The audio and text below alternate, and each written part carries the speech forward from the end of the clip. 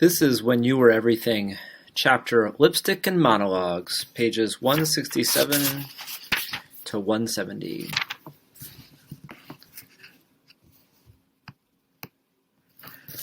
Lipstick and Monologues.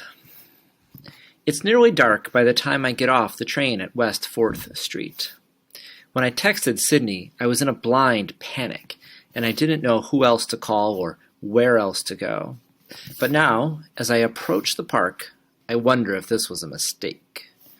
So far, I've made new memories alone, with my dad, or completely by accident, like at Dolly's with Dom. But the only thing I felt I could do as Layla and Sloane closed in on a space that was supposed to be mine and mine alone was to escape, and to race to a spot where I'd have more control over who was there and over what was happening. It's just starting to get dark, but the park is still filled with people standing under the arch and staring skyward, teens still in their school uniforms flirting, and tourists taking photos and sitting on the wide lip of the fountain. The park feels alive, its energy like an extra pulse under my skin. With the sorbet-colored sky set alight by the setting sun just ahead of me, I can almost forget the reason I'm here. When I find Sydney, she's sitting by the fountain, sipping something warm. She pulls off the top to blow on her drink, and steam rises from the cup in white wisps. "So," she says as soon as she sees me, "how'd things go with Layla?" I don't mean for it to happen, but at the sight of her, I burst into tears. Oh, honey!" Sydney jumps up, nearly spilling her drink, and wraps me in a hug. I stiffen for a second, unused to being touched, but then I relax and fall against her. I let the tears pour, and Sydney doesn't say anything. She just squeezes me even tighter. "It was awful," I say, pulling off my tear-soaked glasses and rubbing my eyes.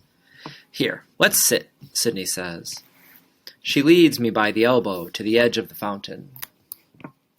"Sid, it was so bad." Sydney roots around in her purse and produces a small packet of tissues. She hands it to me, and I pull 3 from the plastic. "What happened?" "I'm so stupid," I say. "Like, it wasn't so bad at first, and it even started to be fun, talking about the play with her. Then I started thinking that maybe it was a sign, me being assigned to tutor her. I started thinking that maybe my mom was right, that if I was honest, it would make things better. We were talking about her paper, and everything was going so well, and that I got a little too brave, I guess." "No such thing as too brave," Sydney insists. "Only brave enough."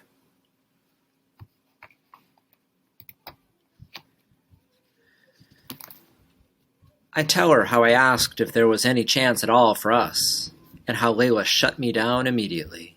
How a few minutes later, she and Sloane were in the map room, which had always been this special place for me and my dad. I stand up and pace and tell her that this is what I was afraid of more than anything, that I'd show my cards and Layla would rip my heart to shreds again. And now it had come true. I'm mad at Miss Novak for pairing us up, mad at my mom for telling me to try, mad at myself for believing there was something bigger at work, for being so desperate. I'm angry that I even entertained the idea of forgiveness for someone who had already given up on me. I don't tell her about the things I did to Layla and Sloane, the reason we're in this mess in the first place. But when I collapse back on the fountain's edge, out of breath and still a little weepy, Sydney pulls out a tube of lipstick. "So you were right then," she says. She takes the cap off the lipstick, and it's eggplant purple. "Huh? You were right. Let's erase her. Eradicate her from your life as much as humanly possible."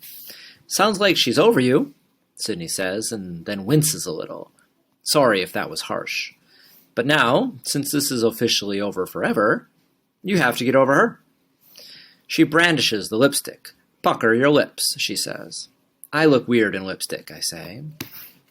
She draws back, examines my face like she's an art dealer, and I am an exceptionally valuable painting. Whoever told you that was a liar, she says after a minute. And Coco Chanel says, if you're sad, add more lipstick and attack. So that's what we're doing. Pucker. I grin, drag my sleeve across my eyes one last time, slip my glasses back into place, and pucker up. I listen as Sydney explains the way I can find the perfect lip color for my skin tone, along with the best ways to wear it. When she's done, she pulls out a compact and holds it up so I can see. And she's right. Even in the dim light, I can tell it doesn't look weird at all. Now, for a new memory. Sydney looks around, her hand on her chin. Oh, let's go streaking! She stands up and starts slipping out of her jacket. I stretch my eyes wide. Sydney, no way. It's freezing out here. She shivers and pulls her coat back on, laughing. Fine, I was mostly joking. But you have to do something really memorable if you're really going to rewrite history, Cleo. She walks backward for a few steps, smirking at me. Then she turns around and sprints to the closest park bench. She climbs up to stand on it and grins maniacally. She clears her throat. Sydney, I shout whisper, walking quickly over to her. What are you doing? Couples holding hands and a few old people and kids walking past stare at her. Memory making, she whispers back. Then I confess, Sydney shouts. Her voice carries clear across the park. Here on my knee, before high heaven and you, that before you and next unto high heaven, I love your son. She's reciting the monologue from All's Well That Ends Well, that I helped her memorize for English extra credit last year. I recognize Helena's words right away and start to laugh.